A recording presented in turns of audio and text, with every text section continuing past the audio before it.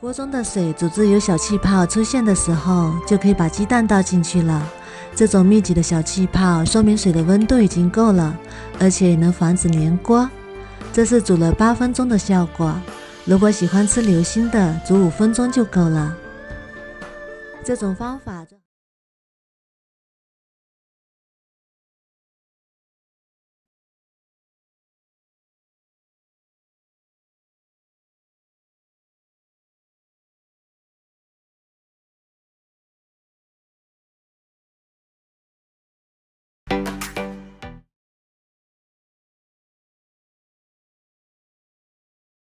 से तो बहुत सारी डिशेस बनती है। मैं शायन और मैं आज आप सबके साथ शेयर करने वाला हूँ अंडे से बनी हुई एक अद्भुत और लजीज रेसिपी, जिसका नाम है क्लाउड एग की recipe.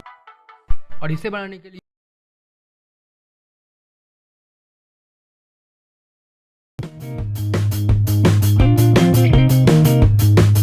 Hi, welcome back to my Taiwanese cooking show. So today I'm going to be showing you a really